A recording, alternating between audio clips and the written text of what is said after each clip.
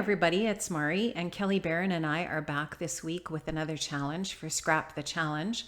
Our challenge this week is Christmas in July, and we are issuing a challenge to work on some of those projects that you might have hanging around from Christmas time. You can see here that I'm just showing you the first page of my December daily album from this past December. And I haven't done an opening page yet for this book, and that needs to be done. So I decided that I would work on that today. So I'm going to be just working on a single side spread for this project. And I'm going to be using this Echo Park I Love Christmas paper by Lori Whitlock.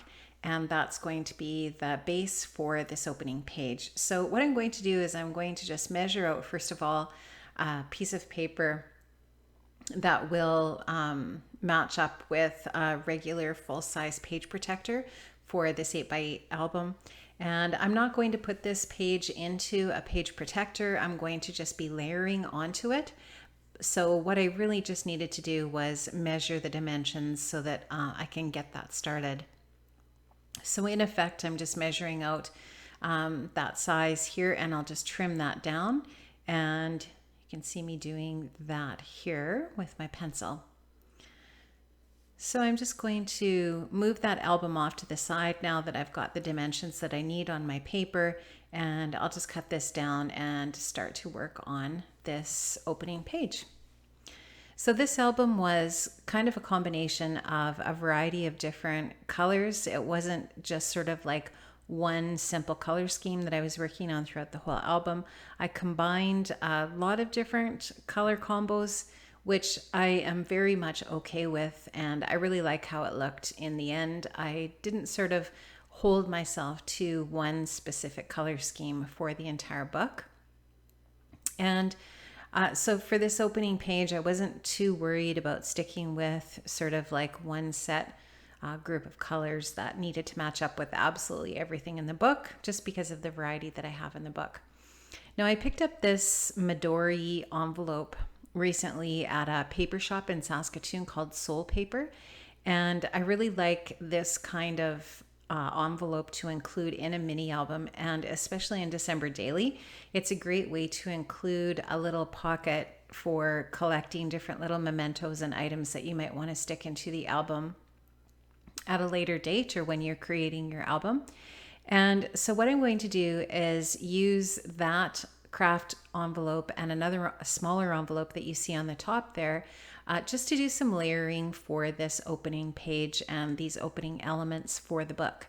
Now I wanted to create a little bit of interest with some gold glitter paper here as well. This is just a scrap that I found in my Christmas supplies when I was going through some things to work on this page, and I thought, I'll just trim that up, and I'm going to use that as an element here on my page somewhere. So I end up using it in the bottom corner on the right side for the page.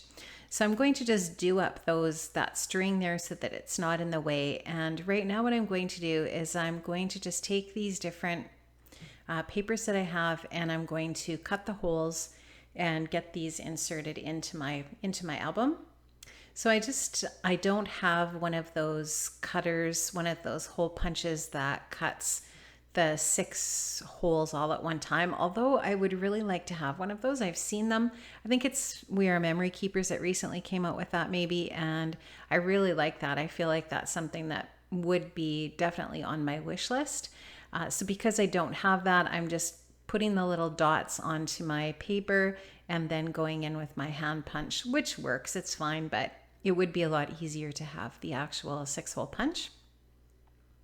Now what I did with that craft envelope is I just backed it with that basil plaid paper just to add a little bit more interest to the blank side of that craft paper. You could do a lot of different things with that open space. You could journal on it. You could, do anything really with it. There's a lot of options, but I just like the idea of putting this plaid basil paper over top. And so you can see that I've cut my holes, or I've put my holes in that now for my rings.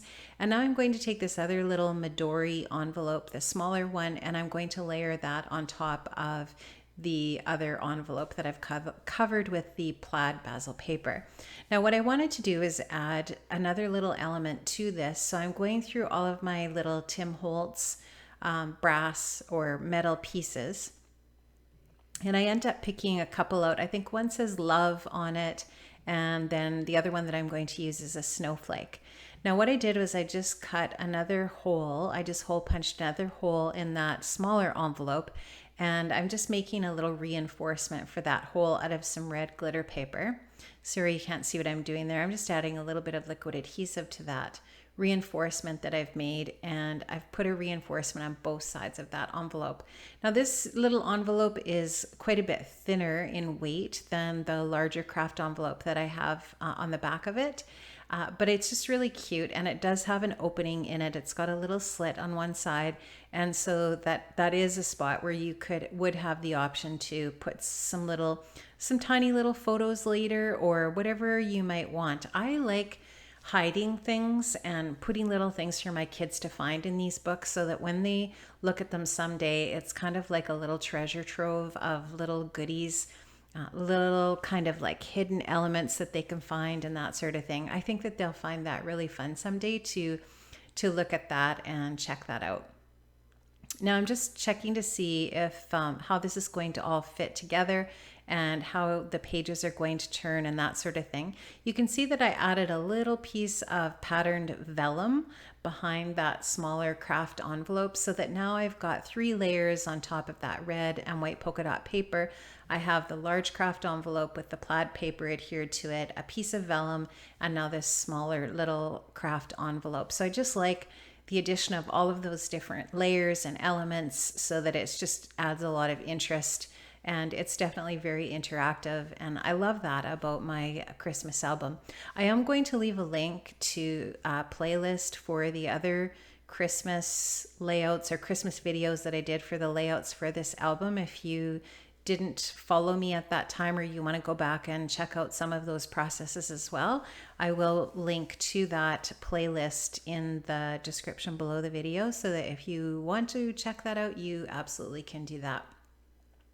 Now I'm going to just create a little bit of a cluster in the bottom right hand corner there. Like I said, using that little bit of gold glitter paper that I've done a scalloped edge on it using my scallop punch. I'm taking a couple of little die cut Christmas ornaments from Chamel's Christmas Magic collection, and I'm just going to do some really simple layering down at the bottom there, and I will include a chipboard sticker there from that same collection as well. Then I'm going to take the red glitter thickers that were also part of that Chamel collection, and I'm going to put 2016 vertically down the side where you see that sort of like narrow channel that I'm just filling in there with the number or the date 2016. And I'll just make room for that by moving that chipboard sticker over a little bit here. And there won't be a ton of other things that I'm going to do with this.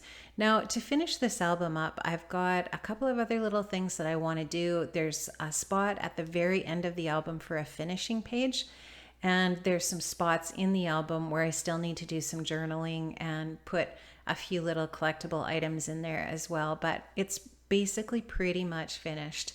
So it's a good feeling to have this done. I think this Christmas I might do things slightly differently, but I haven't 100% for sure decided what that's going to be. I think it'll be fun to see what Ali Edwards comes out with for her December daily kits this year. That's where this album came from for this project, and I really, really love this album. It's gorgeous, and I definitely would purchase another one of those. I'm not really sure, like I said, what the theme or the slant of my album will be for this Christmas or this December, so I have to wait and see, I guess, and decide what I want to do with it. So what I'm going to do here is just show you how this turned out. I'll show you all the little pocket openings that I have potentially to fill, and I'm going to just measure up another piece of that plaid basil paper for the back side of the paper, that polka dot paper, so that it's covered up on the other side, so that the one side of it has the polka dots and the other side will have the plaid, rather than the natural side of that paper, which was some cut aparts.